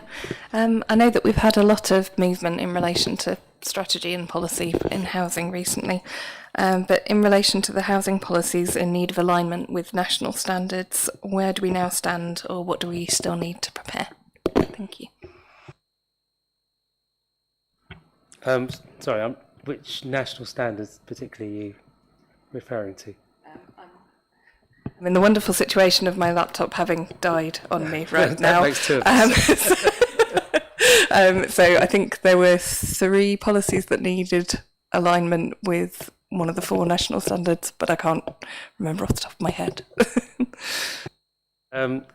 Maybe I suggest, could we have perhaps a conversation after the meeting? Yeah, of course. And I'm more than happy to answer that, but obviously it's quite difficult to without knowing exactly what standards we're talking about. It is housing repairs, and we're talking about the estate management policy lining up with the Homes Committee agency.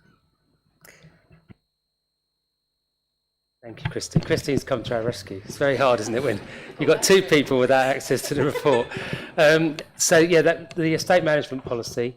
We have been working hard on the estate management policy, dealing with the way we manage communal areas of buildings and areas of land around our buildings are held within the housing revenue account, the regulations that we want to align to are regulations from the Regulator for Social Housing, We will be bringing that policy through the Housing Cabinet Advisory Group and on to Cabinet. And actually with previous ones, we've also taken them to the Scrutiny Committee on the way, which I think is always helpful.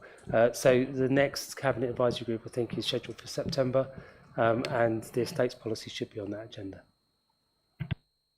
Thank you. Councillor Duckworth. Probably for Chris, I think. So with the disposal of ICT equipment, are we in contact or using organisations which reuse ICT equipment, which should feed into our climate emergency? I'm afraid I'll have to get back to you on that one. I know that we have looked in a number of cases where possible to sell devices to staff where there's an interest at a reasonable price. But obviously, as you said, it's important that we're disposing these devices in a responsible way. Obviously, the security of them is important, that they're wiped as well. But I'll get back to you with a full answer on that one. Councillor Lees. Thank you. I'm very new to the committee, so forgive me if this is something you're supposed to know. On the same point on ICT disaster recovery, on the original number of recommendations versus the outstanding number, there are now no outstanding number of recommendations, but the revised assurance level is still reasonable. How do you go up the next level, if that sort of makes sense? Thank you, Councillor. It's a very good question. It really depends upon how embedded we feel the recommendations are at the time of follow-up. If something was reasonable at the time of the original audit, it is very rare for us to put it up to substantial, because the level of testing and work that we undertake as part of a follow-up typically is only a day's work. That doesn't give us enough confidence to put things up to substantial. That timing does depend upon the number of recommendations. If there's a significant number of recommendations, then the length of the follow-up will be higher. But it really does depend upon how embedded those recommendations are. And often, if it's only 3 months after the original audit, they've only just been implemented. So we haven't got a body of evidence to base an opinion on.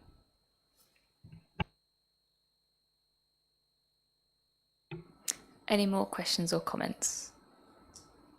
No? Great. I shall move on to the recommendations. That 1, the report be received by members. 2, that any changes to the agreed 2022 to 23 internal audit plan resulting from changes in perceived risk detailed at 0.5.0 of Annex 1 of the attached report be approved. 3, that members consider where appropriate requesting an update from the relevant directors to the next meeting of the committee in respect of the areas identified as still having either limited or no assurance after follow-up. And 4, that members consider registering their concerns with Cabinet in respect of any areas of the Council's corporate governance control framework or risk management arrangements in respect of where they have ongoing concerns after the completion of internal audit follow-up reviews and update presentations from the relevant director. Please can I have a proposer and a seconder? Proposed by Councillor Duckworth and seconded by Councillor Shrub. Unless I hear any objections, I will take this as approved. So the second part of that was about agreeing to invite the Director of Estates, wasn't it? Yes. Okay, thanks. Moving on to agenda item 7, internal audit annual reports. Please can I introduce Christine Parker from East Kent Audit Partnership to introduce this report. Thank you, Chair. If I may, members, direct you to page 78 of the report. I'll just spend a short while talking about the sort of the purpose of the report and why it's here. The bullets at 1.1 list for us that we are required to provide an opinion on the overall adequacy and effectiveness of the Council's internal control environment, and then present that summary of the work undertaken to formulate the opinion.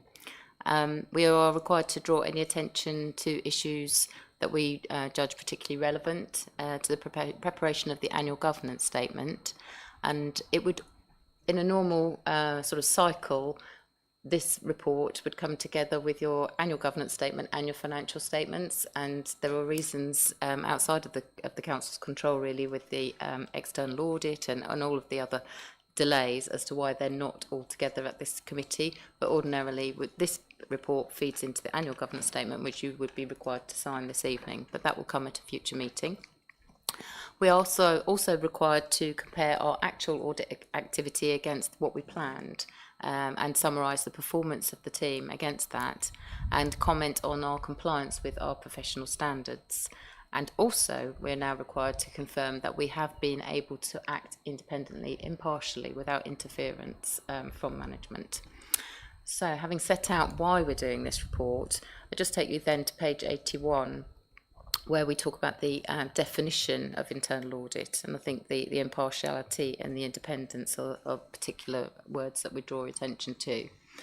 And then to say that the report is really in two parts. It talks about our compliance with standards and how we've performed as a team in functioning and delivering the audit to you in that year.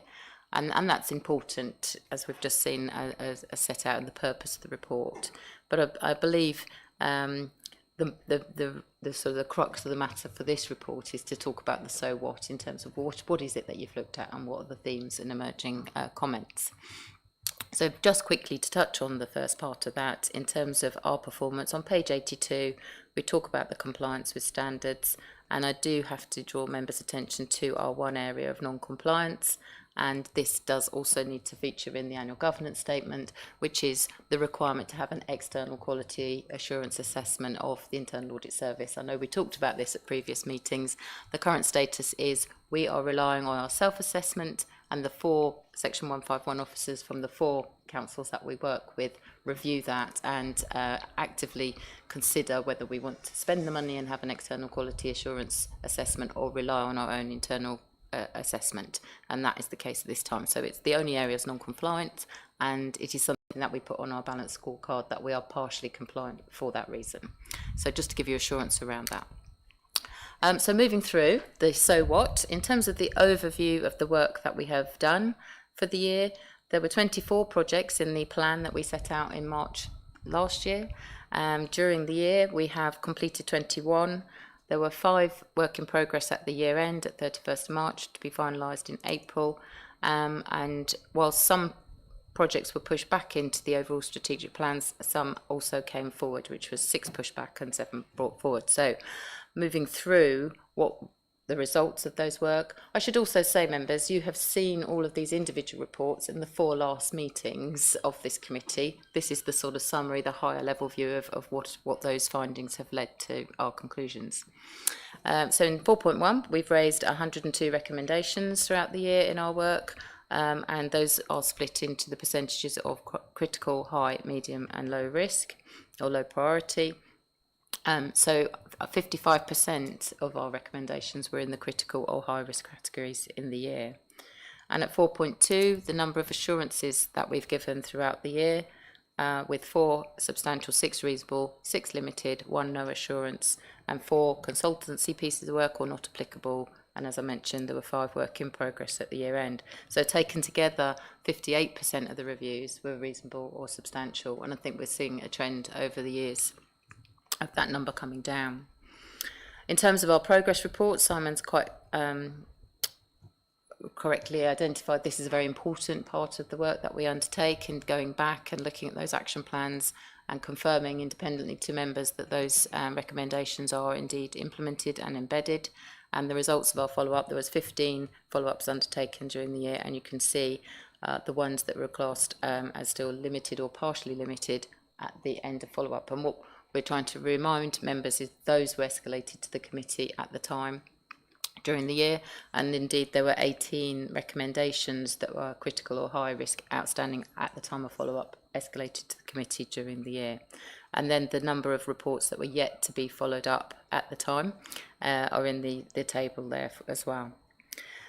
So I think all of this, what does it lead us to? It leads us to forming an opinion. But just before I come to the opinion, I just wanted to mention, of course, the Annex 1, which is the East Kent Services annual report as well, because Thanet are the host for East Kent Services. The full annual report is shown at page 95. And in summary, there were no outstanding areas of concern for East Kent Services, and the number of reviews that we completed are shown in the annexes there.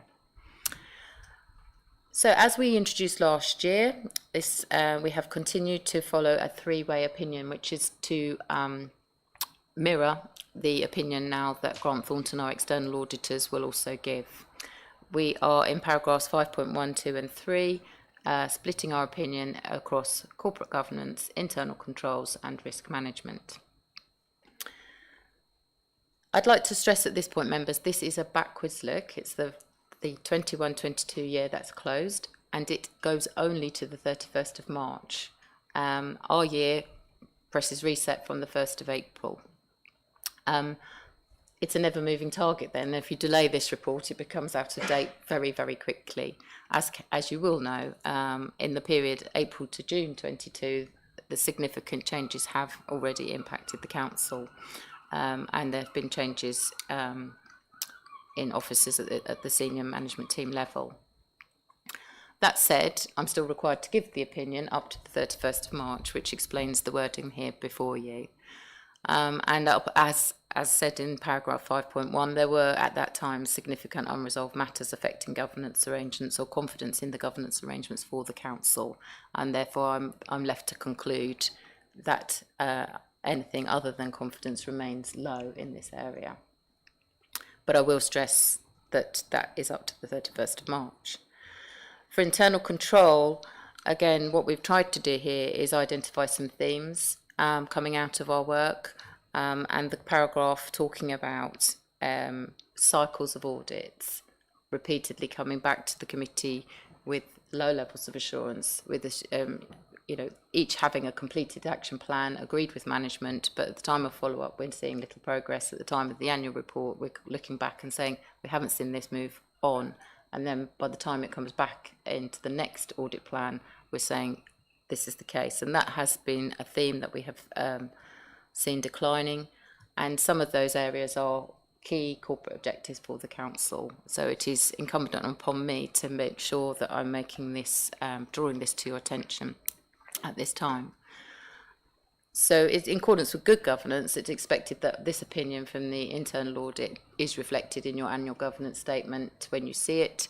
Of course, that should also be an annual statement to the end of 31st of March. You probably won't see that until the September committee at the earliest. And the committee should feel confident to escalate any matters that it still has concerns out over, and be happy to ask for, as you have this evening, a future update report to come back to the committee. And the challenge I think that we're setting here is that process of escalating any concerns needs to become more robust, so that we see those improvements delivered and become embedded. At paragraph 5.3, members will be very pleased to note that we have reviewed the risk management arrangements, and we've talked about them this evening, and that we are satisfied that those arrangements are effective. The report is for noting, members, and I am happy to take any questions. Thank you. Thank you, Christine. Are there any comments? Councillor Yates. Yeah, thank you very much, Chair. Thank you, Christine. I don't know how cheeky I am by asking this question, but you say the report's backward-looking. Are there any internal audit investigations which aren't mentioned in the report, which have come up recently, that it is worth us knowing? Just thought I'd ask that. I paused and looked at my colleague because I'm involved in some matters at other councils, and I think it's all routine here, isn't it? Yes. So I'm pleased to say we are delivering currently. We're delivering the plan, and the plan only for Thanet. So the annex in the table at the previous agenda item is showing the work that we're currently undertaking for Thanet. It's all planned work. That's what I like to hear. Thank you. Any other questions or comments, members? Councillor Garner. Thank you.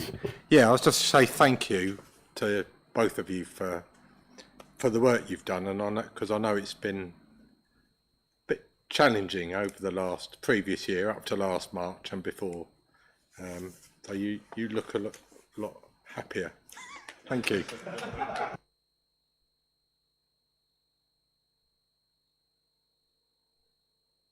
Great, thank you. The recommendation is that members note the opinion of the Head of Audit Partnership that members receive the annual report detailing the work of the East Kent Audit Partnership and its performance to underpin the 2021 to 22 opinion. Please can I propose that and a seconder to approve the review? Proposed by Councillor Cupp, seconded by Councillor Lees. Unless I hear any objections, I will take this as approved. Brilliant, thank you. Moving on to agenda item 8, the Annual Treasury Management Review 2021 to 22. I will now call upon Mr Blundell to introduce the review report. Thank you, Chair. I'll try and keep this as light and as brief as possible because I appreciate it is a lengthy report. So this is a backwards look at our Treasury management activity for the past year up to 31st of March 2022. So Treasury management is all about how we manage our cash, our investments and our borrowing, as opposed to how we're managing our day-to-day revenue budgets or capital program spending. So it's more about cash management really. But that said, kicking off at section 3 does look at our capital expenditure, what we've spent. You'll see in that table, particularly the top line, capital expenditure GF, that's for the general fund. The last column there shows it's about 7.5 million versus a budget of 23 million. That's obviously a lot lower than we would want it to be. I don't have to hand the reasons for all the variances. Some of it will be because of schemes that went into the budget quite late, I expect, around some of the levelling up and Margate Town deal works, but the full details of that will come to Cabinet in September.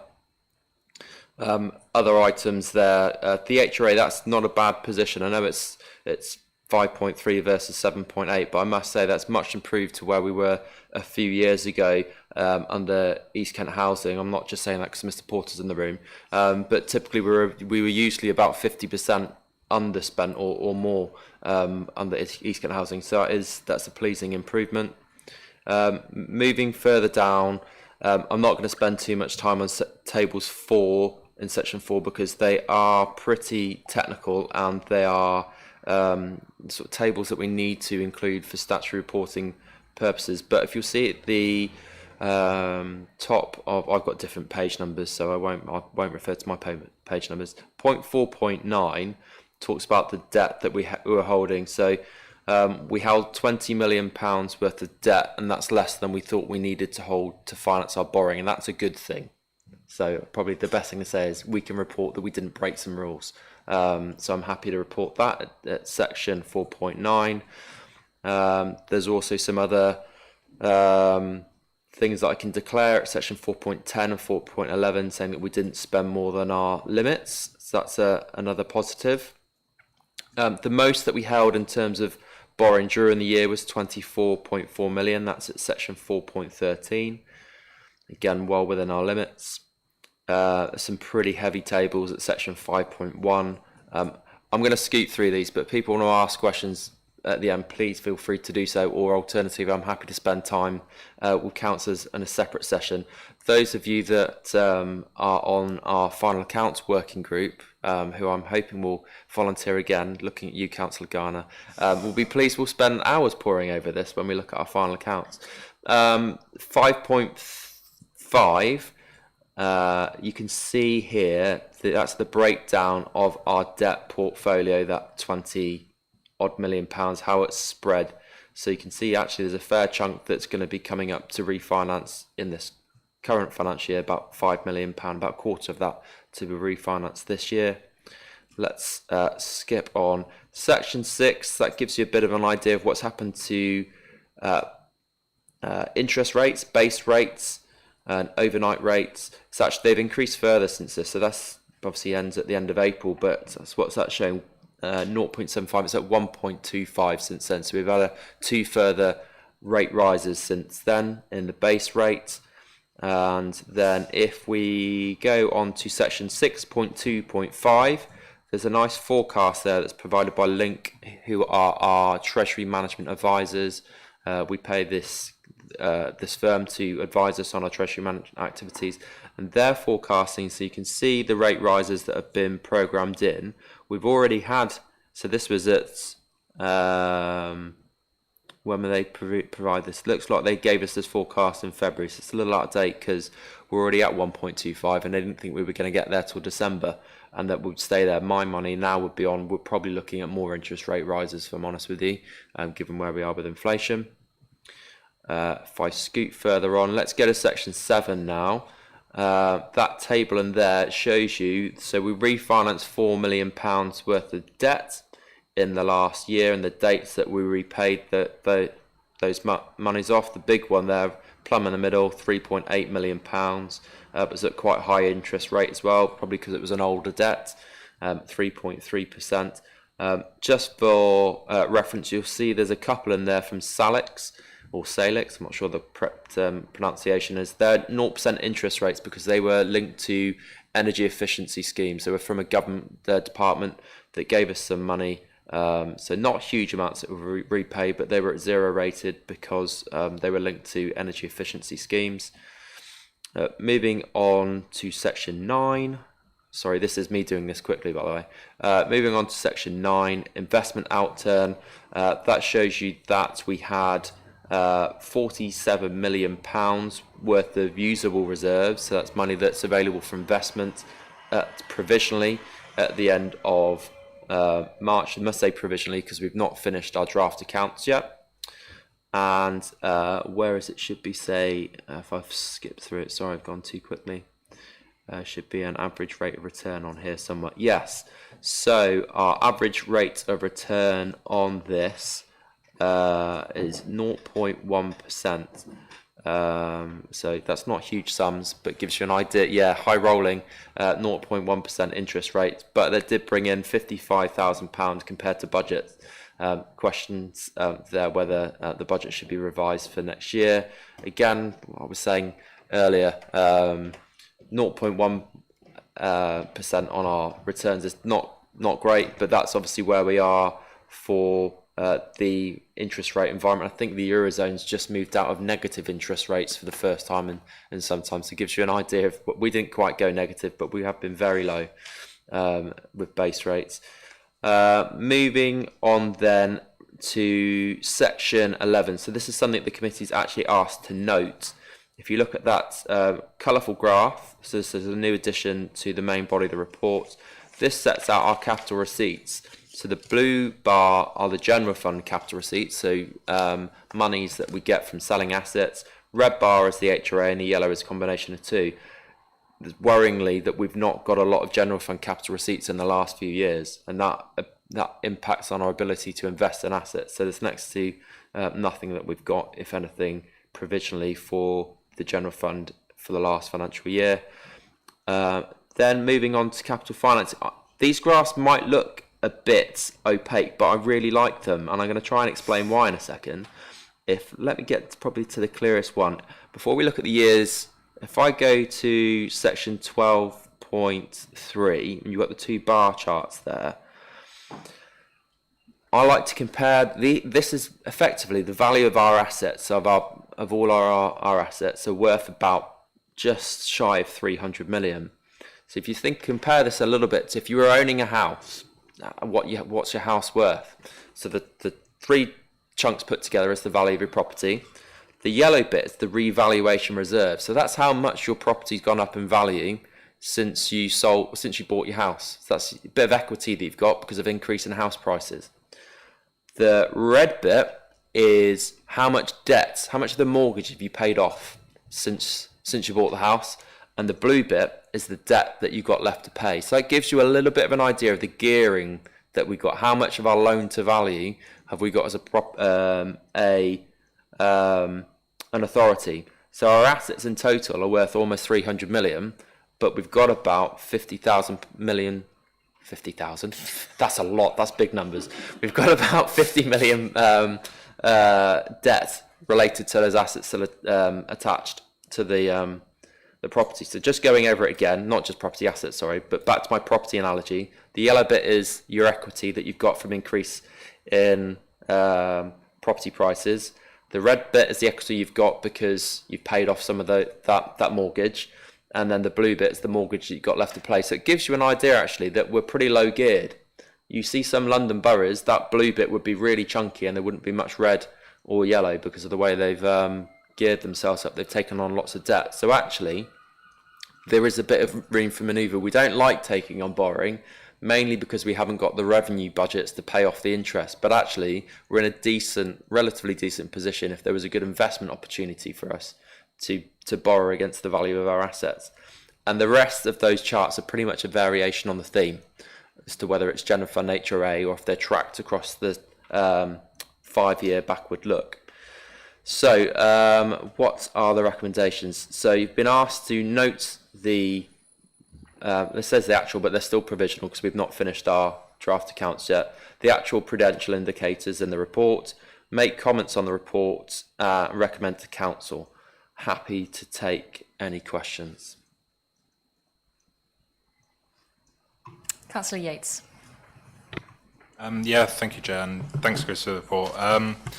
The key, this internally managed funds, we're getting returns of 0.1%. CPI is 9, based on the previous report. So if you put £1,000 into the account and compared how inflation would impact it over 10 years versus that 0.1%, you'd actually lose 50% of your savings over those 10 years from my compound interest calculation.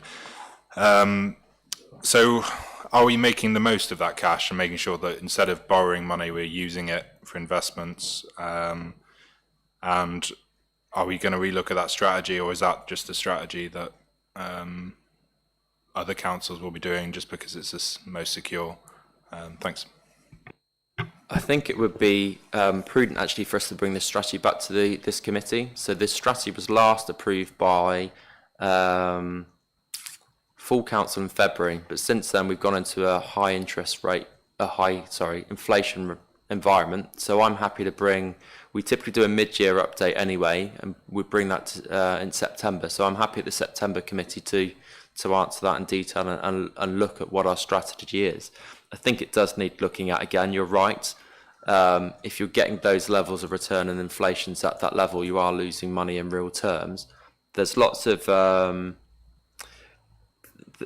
commentary out there around the risks of chasing inflation-linked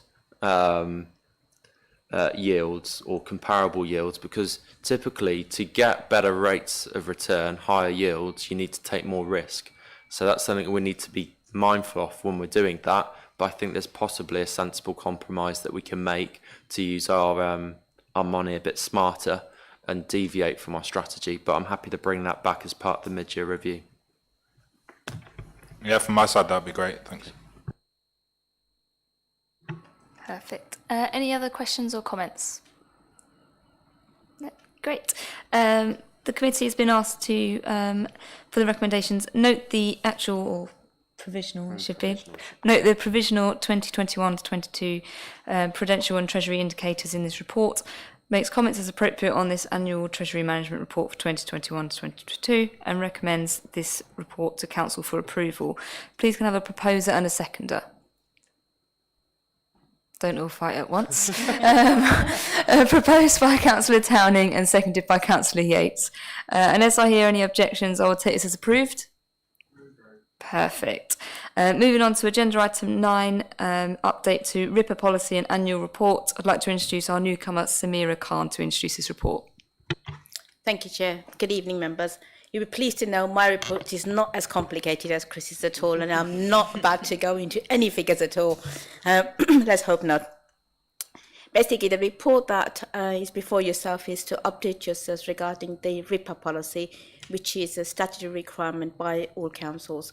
It will come as no surprise that we are required by law to have this policy updated and reviewed every year. And the last time this policy was reviewed was in 2018. Can I draw members' attention to the letter that was attached to the report, which appears on, I think it's page 129 of the report, which basically outlines the inspection that was done by the Commissioner in April.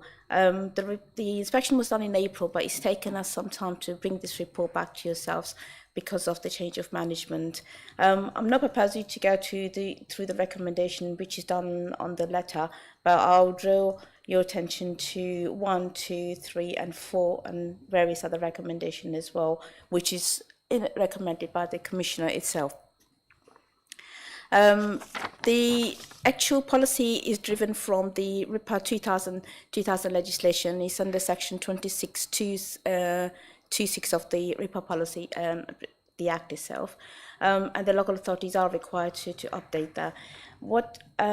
Can I also draw members' attention to page 131, which starts the policy, and it starts off with the introduction of what RIPA is and what, as a local authority, we're legally required to do.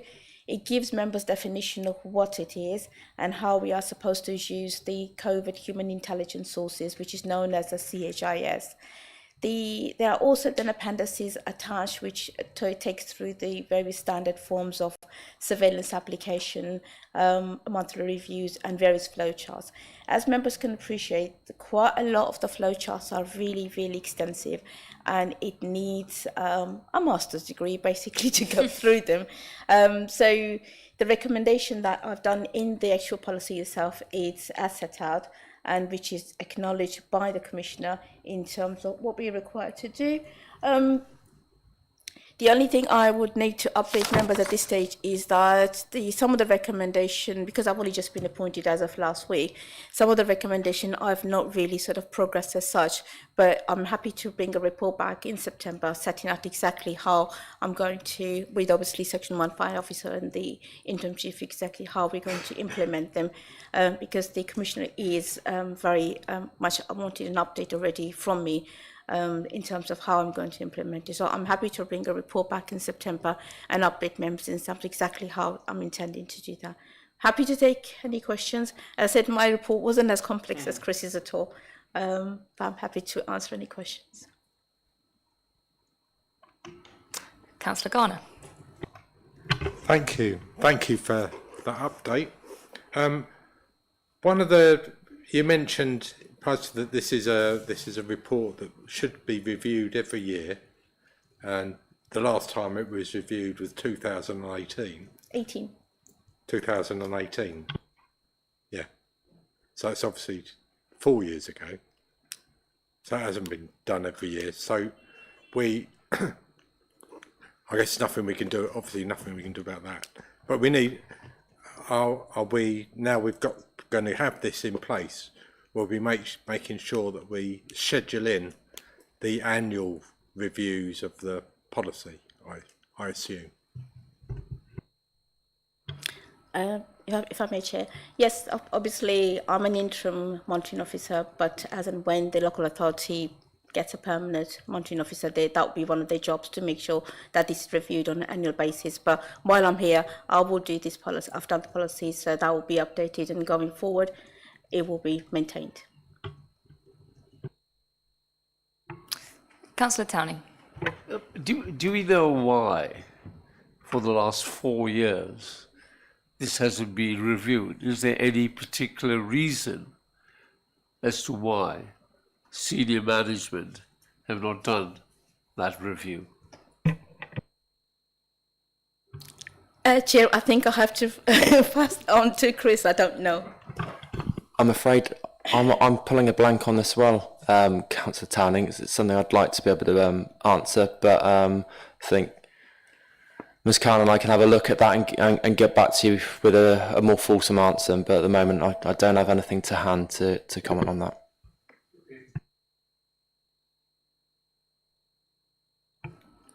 Any other questions or comments from members?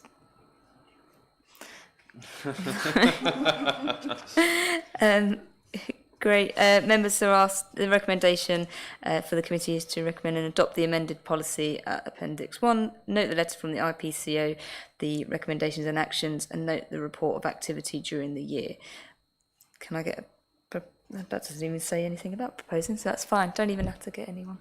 Moving on to agenda item 10, 2021 Statement of Accounts. I will now call upon Mr. Blundell to introduce. Just for completeness. Yeah. Did you want to?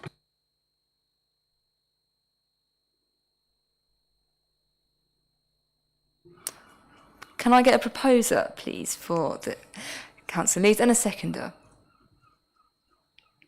Well, Councillor Yates seconded, and is there any objections? I take that as approved. Perfect. Moving back on to agenda item 10, 2021 Statement of Accounts, I'll call upon Mr. Blundell to introduce the review report. Thank you, Chair. And I know you'll all be fighting over to approve and second this one.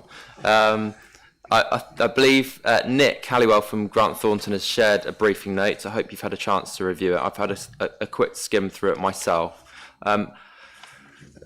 Ostensibly, this is a holding report because the audit's not been completed yet. There's a couple of key reasons for that he set out in his briefing notes.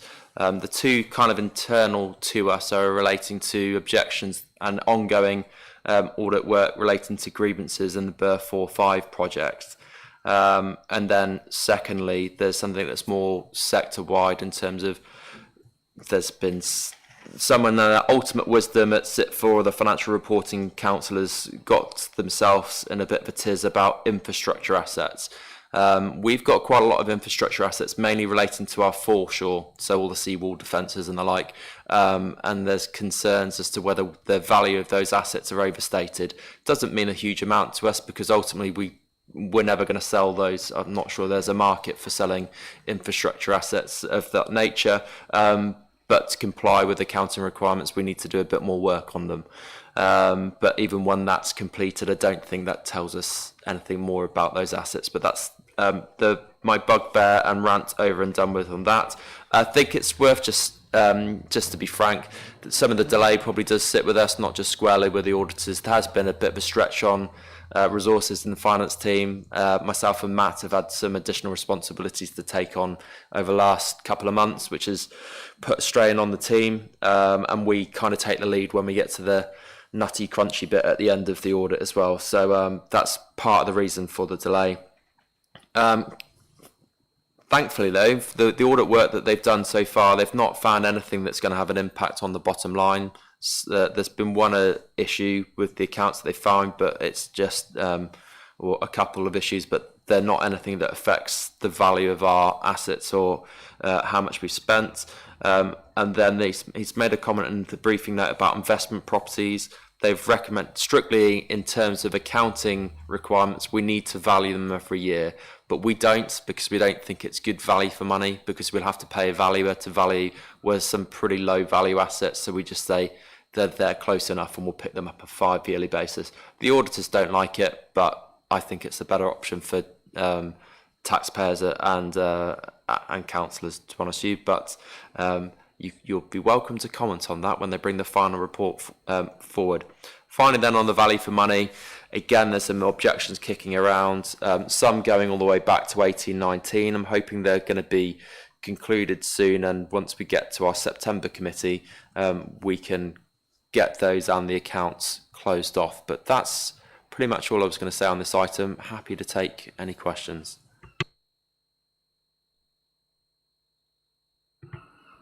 Councillor Yates. Go on then. The Grant Thornton investigations, burst 4 and 5. Do we know when that will be concluded? So Grant Thornton have to do work on berths 4 and 5 because local electors, residents, have put objections in. I think there's been a few objections that have come in. So they need to look at that as part of their work that they do to consider whether we've got arrangements in place to deliver value for money.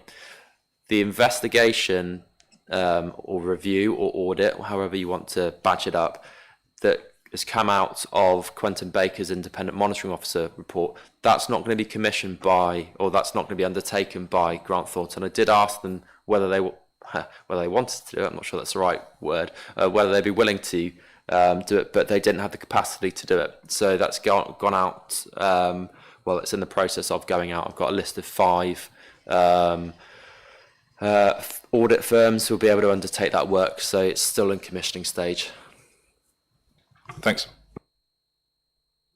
Any other comments from members? No, great. The recommendation is that the committee notes the reports with the audit of the 2021 statement of accounts. Please can I have a proposer and a seconder. Proposed by it's a little race now. Proposed by Councillor Cupp and seconded by Councillor Duckworth. Unless I hear any objections, I will take this as approved. Perfect. That concludes the business for tonight's meeting. I declare this meeting